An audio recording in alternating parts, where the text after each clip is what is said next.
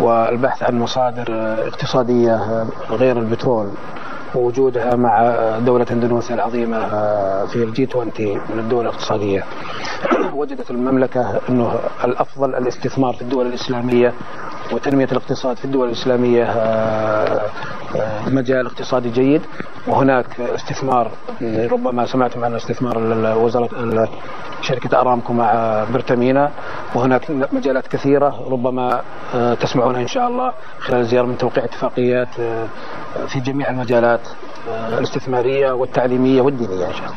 مجالات كثيرة في التعليم وفي الشؤون الدينية وفي شؤون الاقتصاد والاستثمار، الشؤون الثقافية، شؤون الحج، أيضا ربما إن شاء الله في الشؤون الأمنية، وسبق التوقيع على اتفاقية عسكرية ما زال العمل جاري فيها ولله الحمد. ربما يكون هناك تعاون في مكافحة الإرهاب، وهذا من ثمرات التعاون إن شاء الله، لأن السعودية وأندونيسيا يعانون من استهداف الإرهاب لهذا البلدين الآمنين، فوجدنا أن التعاون بيننا سيعطي حصار لهذا العبث الأمني، بالإضافة إلى أن هناك مشاريع في الإسكان ومشاريع سياحية ومشاريع في البنية التحتية للطاقة. Kedatangan Raja Arab Saudi Salman bin Abdul Aziz Al Saud menarik perhatian karena banyaknya rombongan dan sejumlah persiapan lawatan yang berbeda dari kedatangan pimpinan negara-negara lain pada umumnya. Dengan jumlah rombongan mencapai 1.500 orang, barang bawaan Raja Salman dan rombongan bahkan mencapai 20 pesawat atau 20 penerbangan, termasuk mobil Mercy khusus untuk membawa Raja Saudi tersebut.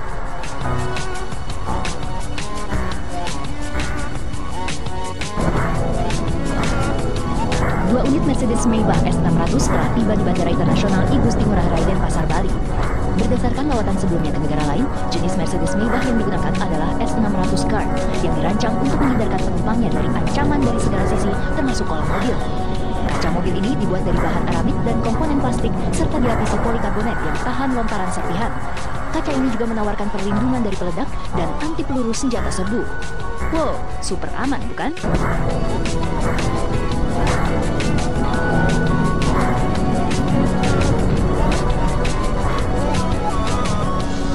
Jangankan fasilitas kendaraan, tangga pesawat pun khusus didatangkan dari Arab Saudi. Tangga tersebut berwarna putih dan berhiaskan kaligrafi emas di bagian atasnya. Tangga motorik tersebut memiliki fungsi yang sama dengan eskalator, sehingga sang raja tak perlu banyak-banyak melangkahkan kaki saat turun dari pesawat. Apalagi usia Raja Salman telah menginjak 81 tahun.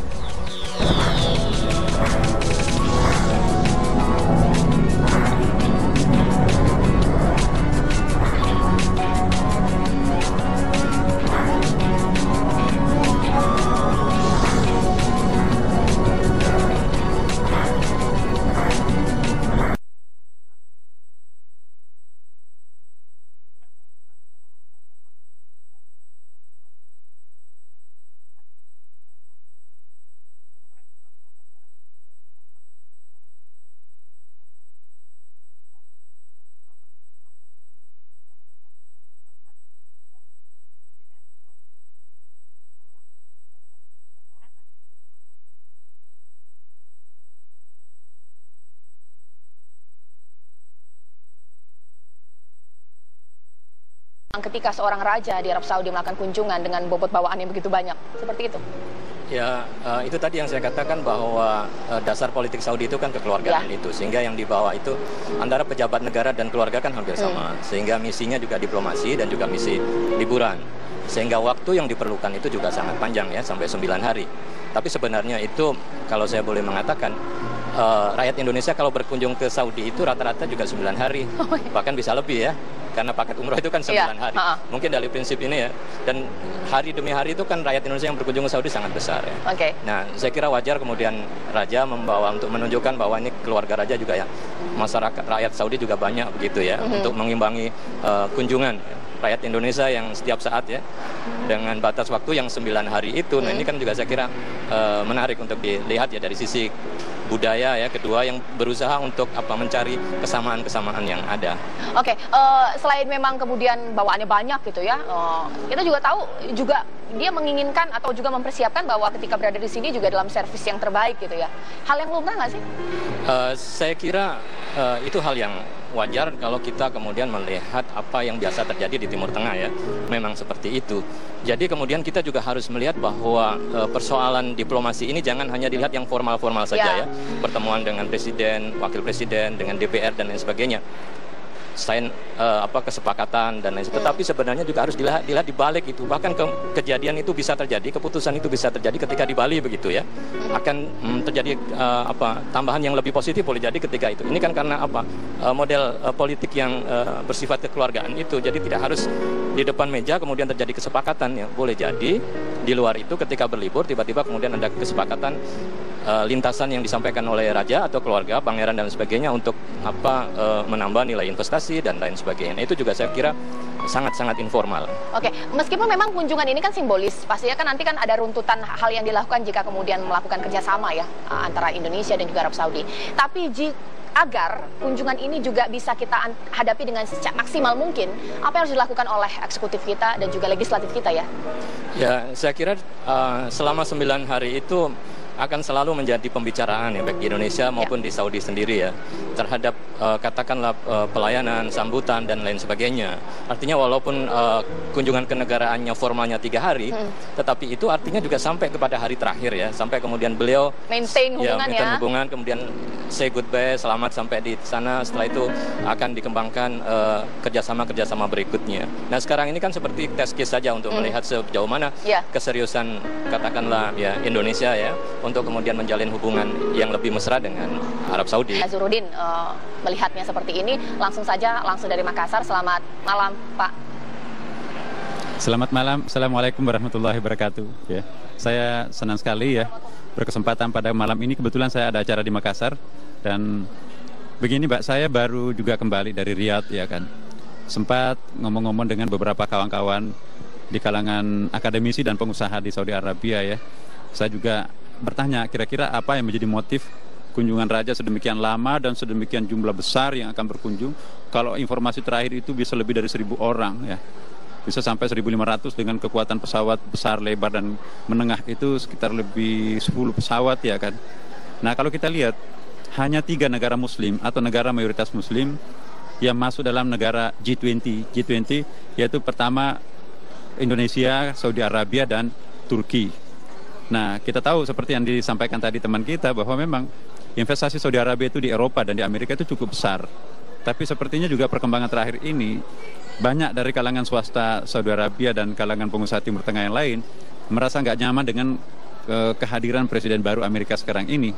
Sehingga dengan demikian mereka mencari tempat mana kira-kira yang paling bagus untuk melakukan investasi. Nah, kalau kita hitung negara-negara muslim yang paling aman di seluruh dunia sekarang ini, ya kawan-kawan saya di Amerika itu ada beberapa Saudi Arabia di Riyadh itu kami ada seminar baru-baru ini. Mereka menyebutkan bahwa tempat yang paling aman sekarang ini adalah Indonesia. Bukan saja aman dari segi gangguan politik, keamanan dan sebagainya, tapi aman dari segi investasi karena mereka juga membaca angka-angka perkembangan pertumbuhan ekonomi Indonesia kan. Jadi mereka itu yang datang 1.500 orang itu adalah kalangan pengusaha. Saya kenal beberapa orang di antaranya dan itu anak-anak muda tapi itu Masya Allah itu memiliki uang yang sedemikian banyak. Dan mereka itu sangat tertarik untuk berinvestasi di Indonesia. Nah, jadi kunjungan Raja Saudi nanti besok ini, itu ada beberapa kesempatan yang betul-betul perlu kita manfaatkan, terutama dari para pengusaha. Pertama, karena kita tahu bahwa Raja Salman ini adalah hemat saya pribadi ya. Saya sedikit tahu tentang raja-raja yang pernah berkuasa di Saudi Arabia. Raja Salman ini termasuk salah seorang raja yang sangat moderat. Pandangan-pandangan politiknya pun juga sangat moderat. Makanya itu terjadi modernisasi di lingkungan universitas-universitas yang ada di Saudi Arabia. Kita tahu banyak pergantian rektor, kemudian juga banyak pergantian dekan-dekan, ketua-ketua jurusan bahkan. Dan mereka kekuatan raja sekarang ini memilih kira-kira siapa yang bisa membawa Saudi Arabia ke dalam suasana masyarakat modern. Jadi sering kita baca sekarang ini, wah ini kok Saudi Arabia ini mungkin krisis ekonomi. Enggak, terjadi semacam rasionalisasi manajemen pemerintahan Saudi sekarang ini. Jadi menerapkan apa yang disebut dengan penerapan pembangunan efisien dan efektif itu sekarang sedang terjadi di Saudi Arabia. Jadi potensi-potensi mereka itu dimanfaatkan untuk memperkembangkan ekonomi mereka. Nah terakhir untuk kita di Istiqlal juga selaku imam besar, ketika kami menerima tim advance mereka, ya salah seorang petinggi dari Saudi Arabia pada waktu itu, saya sendiri yang terima. Alhamdulillah, mereka juga sangat agak kesulitan untuk menerjemahkan bagaimana caranya nanti ini Raja Saudi ini harus mendaki ke lantai 2 Masjid Istiqlal. Nggak ada lift kita pada waktu itu. Lift yang ada itu hanya lift untuk penyandang cacat, itu lambat sekali naik ke lantai 2-nya. Terus saya ditanya, apakah bisa Istiqlal membangun sebuah lift? Saya bilang, insya Allah bisa. Akhirnya pada malam itu, sore pagi hari itu saya langsung ketemu dengan salah seorang pejabat kita. Terusan saya ingin sebutkan namanya di sini. Saya berterima kasih kepada Ibu Rini, ya Menteri BUMN. Ibu, kami akan kedatangan tamu, tapi liftnya Istiqlal ini belum ada. Nah, loh ini kan waktunya sudah mepet ini Pak Nasar, apa bisa? Saya bilang terserah Ibu, kira-kira mungkin yang paling tahu tentang bisa atau tidaknya itu adalah tim Ibu nanti. Akhirnya Ibu dalam waktu yang sangat singkat berkomunikasi dengan seseorang. Kita butuh waktu 28 hari pada waktu itu. Akhirnya Ibu Rini mengatakan, insya Allah bisa Pak Nasar. Dan siang itu juga langsung timnya datang, kami terima. Dan kerjanya 24 jam. Subhanallah, dalam tempo tidak sampai 28 hari. Baru 2 minggu dari hari ini, itu sudah bisa dipakai liftnya itu. Dan liftnya termasuk, ya bagus ya. Kami berterima kasih kepada Waskita Karya. Ya. Kebetulan dirutnya itu adalah teman kita juga ya, jamaah kita. Alhamdulillah. Baik. Pada kesempatan ini juga saya berterima kasih kepada Waskita Karya. Di samping itu juga ada persiapan lain tentunya ya. Kita perbaharui semua karpet-karpet yang ada. Kemudian dalam waktu dekat ini juga akan ada dekorasi-dekorasi khusus lah di Masjid Istiqlal. Ya, bukan karena beliaunya akan datang, rajanya akan datang. Memang sudah sampai saatnya, seperti para pemirsa tahu. Ini kan kepemimpinan baru di Masjid Istiqlal, saya juga baru, dan teman-teman dari Badan Pelaksana pun juga baru. Kita mencoba untuk menciptakan Masjid Istiqlal yang ramah terhadap tamu-tamu asing, ramah terhadap orang kita sendiri, pokoknya ramah untuk semuanya. Insya Allah Istiqlal untuk semua, dan akan menjadi masjid kebanggaan kita, khususnya umat Islam di Indonesia. Baik Pak Nazarudin, nah dengan kunjungan ini, DPR sudah bersolek, Istiqlal juga sudah bersolek. Pertanyaan saya, apakah kunjungan atau lawatan ini juga bisa dinikmati oleh masyarakat kebanyakan pada saat kemudian kunjungan tersebut? Masyarakat awam boleh nggak sih kemudian melihat gitu, ikut menikmati kunjungan tersebut? Bagaimana Pak? Iya, kita tidak ada masalah. Kita nggak bisa melarang orang datang ke masjid siapapun asal tujuannya untuk beribadah terutama ya kan.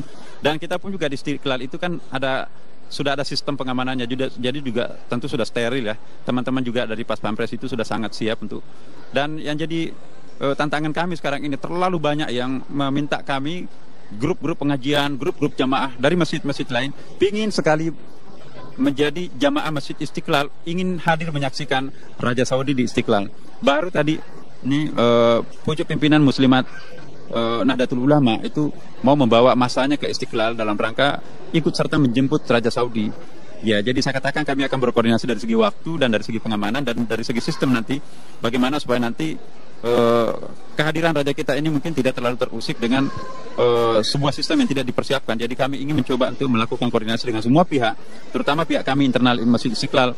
Bagaimana kehadiran jamaah-jamaah itu nanti, satu sisi mereka bisa menyaksikan tamu yang sudah lama memang ditunggu-tunggu oleh mereka, tapi pada sisi lain tamu kita yang datang ini juga tidak terusik dengan adanya pengaturan yang kurang pas ya. Jadi kami tentu akan berkoordinasi dengan semua pihak, terutama pihak keamanan di Istiqlal dan juga para Pas Pampres ya.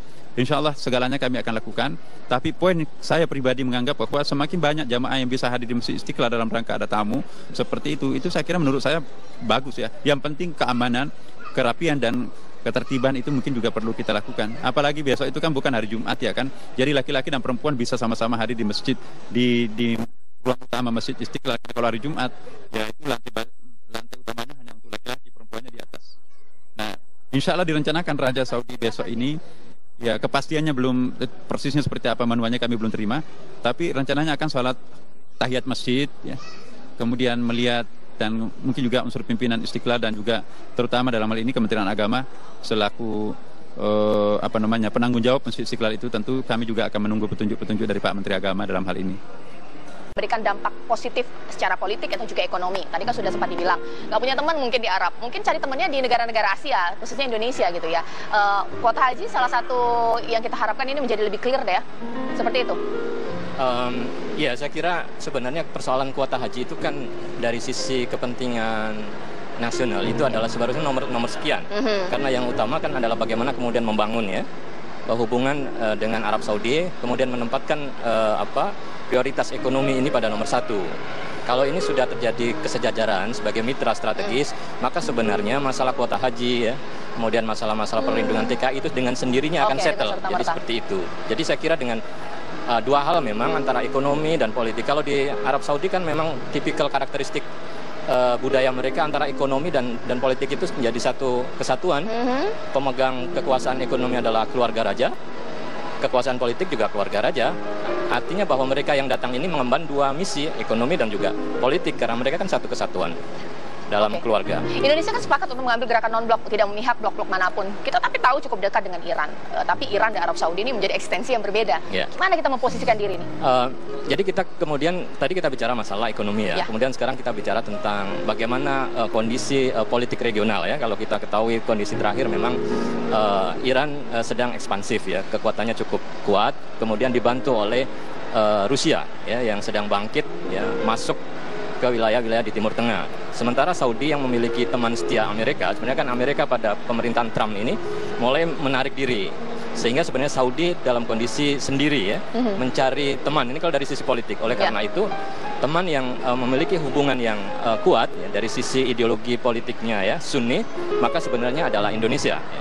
Hingga Indonesia kemudian menjadi alternatif ya di balik kunjungan untuk mencari teman, karena juga pendekatan Iran terhadap pemerintah Indonesia juga sangat intensif ya.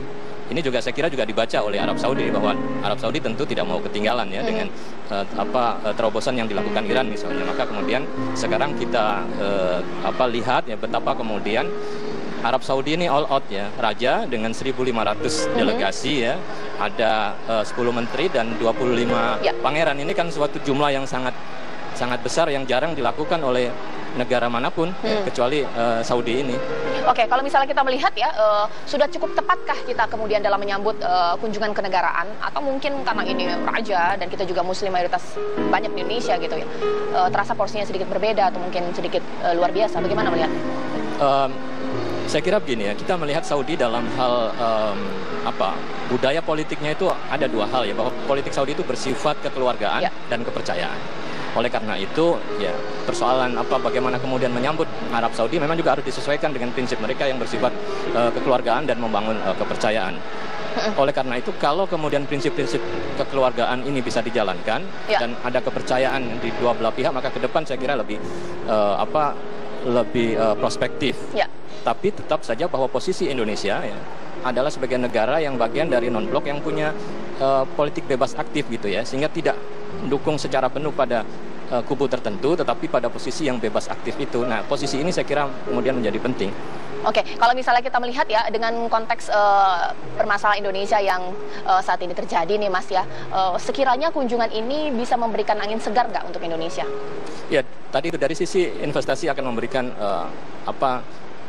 nilai yang sangat positif ya, karena kita juga tidak bisa menduga secara pasti bahwa berapa nilai yang akan diinvestasikan, tapi dengar-dengar bahwa nilainya sangat besar. Itu pun juga akan bisa saja tiba-tiba kemudian berubah menjadi meningkat ya, tergantung apa yang terjadi pada saat kunjungan, atau sebaliknya dalam posisi yang stagnan. Nah, ini saya kira harus dikelola dengan baik. Sebenarnya Indonesia mau bagaimana dia mampu untuk mengambil posisi pendekatan ekonomi ya. Kalau dulu kan pendekatan kita dengan Saudi kan lebih banyak pada pendekatan keamanan. Nah, ini yang kemudian menghambat komunikasi ya, yang selama bertahun-tahun itu, dan baru terpecahkan saya kira dalam momen saat ini.